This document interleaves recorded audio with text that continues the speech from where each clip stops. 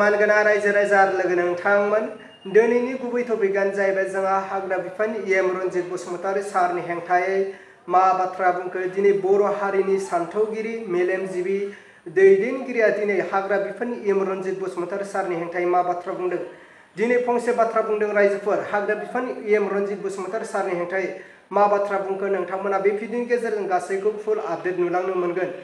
दिनै जोंनि बर' रायजो राजाफोरनि गेजेराव गोबां गुलाय गुजाय जागासिनो रायजोफोर दिनै हाग्रा बिफाननि EM रन्जित बसुमतारी सारा 2024-23 मायथाइयाव जे बर' रायजो राजाफोरखौनो इभेक्सन खालामदों बर' रायजो राजाफोरनो हा होनायनि नामाव बिथांमोना बर' आइ आफा बर' रायजो राजाफोरखौसो इभेक्सन खालामदों आरो थांनाय साननैसो सिगां जोंनि आदानि कम्पानिनो हा 3000 बिगा बारा हाखौ दिनै गथायनायनि सायाव दिनै सोरखौ होस्रांदों जोंनिनो आइ आफा बर' रायजो राजाफोरखौनो होस्रांनानै दिनै बेवहाय कम्पानि लुनो नागिरदों UPPL सरकारा थामहिनबा प्रमद बर' सारनि दैदेननाय सरकारा नङा होनब्ला रायजोफोर दा बिनि सायावनो दिनै सासे बर'नि सानथौगिरि मेलेमजिबि दैदेनगिरिया दिनै हाग्रा बिफाननि EM रन्जित बसुमतारी सारनि हेंथायै लोगोसे UPPL नि हेंथायै मा बाथ्रा बुंखो स' नोंथांमोना नायलांदो अब्ला आङो स्क्रिनाव होबाय जों हाग्रामानि बिहावनि साहा बागानखौ एरखुनो थाखाय अलरेडि अर्डार होखाबाय ओमफ्राय आंहा मोनसे बिराद दुखु दं फेरेंगा सारनि सायाव बिथाङा बर'फोरनि धन सम्पथिखौ नायनो हाया नामा इलिगेलानो जा इनक्लुजरानो जा रबार्ट बागान गायदों 100 बिगानो जा 200 बिगानो जा साहा बागान गायदों 500 बिगानो जा 1000 बिगानो जा बेखौ खालि दामफायनो जावखुनो सोरनिखौ बर' मानसिनिखौ गोदो आन्दलनाव मा बुङामोन बिथांमोना इन्डिपि जादों मानि थाखाय जादों बे बर'फोरखौ इस्टाब्लिश खालामनो बर'खौ गोदो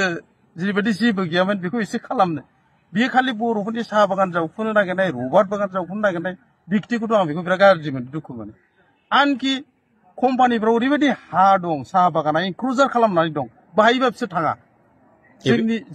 एभेक्सनबो खालामा जेबो खालामा जोंनि बे मागुरबारिफ्राव माने लालमाटिफ्राव गोदो जों आन्दलनाव ट्रेन साइटिं सेरजों थांबा बे हाया सालबारि बागानजोंमोन दिनै बे बागाननि हाया बोरै कम्पानिनि साहा बागान जादों आंनि बुजिनायाव बेफोरखौ नाय गावनि मानसिनिखिसो माहाजोन जानाय बा सोरबा एसे खामानि मावनाय माहाजोन होननायखौ आं बुंला साहा बागानावथ' साहा बागान मालिका हारसिं मावनाय मोनजाया बाहाय बुहुत मानसिफ्रा लेबार मावनाय जादों आरो आं सासे साहा बागान दं होननानै आं मिथियो जोङो जै साहा बागान थाबाय अफिसफ्राव थांनानै अफिसखौ डिस्टार्ब खालामनो जोंहा टाइम गैया जों साख्रि नागिरनो टाइम गैया लन नागिरनो टाइम गैया खुनु टाइम गैया जोंहा जों ओरैबायदि सानफ्रोमबो बिजि बेस्थ'आव थायो हाजार हाजार मानसिफ्रा दिनै साहा बागानाव खामानि मावनानै थांनानै दं मालिकफ्राबो थांनानै दं दिनै बिथाङा बेखौ नुवाखै आरो एभेक्सनखौ सोरखौ खालामदों जों ट्राइबेल बेल्ट ब्लकआव थानाय बर' मानसिसो खालामदों सारा माने जागायजेननायनिफ्राय मैया दाखालिसो बन्द' माने बर'फोरखौ एभेक्सन खालामनाया गिर्जायानो जा मन्दिरानो जा बेनि सोमोन्दो गैया बेहा माने खालि अभिजान माने एभेक्सन डेभेलपनियाथ' गैया दा बावैसो सान सिगां होनदों जे बिथाङा प्रमद बर' थाजासे एभेक्सन जाया आरो एभेक्सन खालामोबा पाप नांगोन होनना बुंदों आरो आं बेखौनो मिन्थिनो ओंखारदों पलिटिसियाना बेबायदि जानो नाङा मानसिफ्रा गोसोआव थायोना ससियेल मिडियाआव हगारनाय बुस्थुआ गोमानाय थाङाना नागिरनानै रिपिट जायो होमबा बे बेसेबां सासे जैग्यथा पलिटिसियान आं बेखौसो बिथांनि सायाव माबा खालामहरदों आरोखि बिथांमोना दि साना हौवा पावाराव थाबानो खोथा बुंलाबायदों मावलाबायदों बेकग्राउन्डआव मा जायो आथिखालनि मानसिफ्रा जोंनि गथ'आ जोंनिफ्राय गोरोंसिन हो जों माने फेरेंगा बिथांमोननि गोरोंसिन फेरेंगा मोना गावनि सिनियरनि गोरोंसिन बे प्रिथिआव बेखौ मिथिनांगौ उननि मानसिया गोरोंसिन माने एथ' रावबोथ' जाम्बा गैलाना पार्सनेल आं दुखु मोनो बर'फोरनि बे एसे दासो एसे जाखांफुनाय हो बागानजों माजों खामानि मावनाय जाखांफुनाय बिसिनि डिस्ट्रय खोथाखौ खोनाजोबा पार्सनेल आं दुखु मोनो बिनिखायनो आं अनुरद खालामहरदों साफ्रोमबो रबार्ट बागान आरो साहा बागान आबाद मावनाय जाग्रा बिथांमोना माने मा खालामनो नागिरदों आंनिफ्राय रिकुवेस्ट खालामहरदों जेरावखि होआ माने फेरेंगाया बाहाय भट होनो नाङा सिदा आरोखि अब्ला मानाव गेदेर रायजो राजा आरो लोगो नोंथांमोना थारैनो खोनाखाबाय नुखाबाय खोनाखाबाय नङा होनब्ला EM रन्जित बसुमतारी सारनि हेंथायै मा बाथ्रा बुंखो थारैनो बाथ्राया बिसोर रायजोफोर दिनै जोंनि बर' हारिनि दैदेनगिरिफ्रा साथाम नङा होनब्ला आरो पलिटिकेल हानजा मोनथाम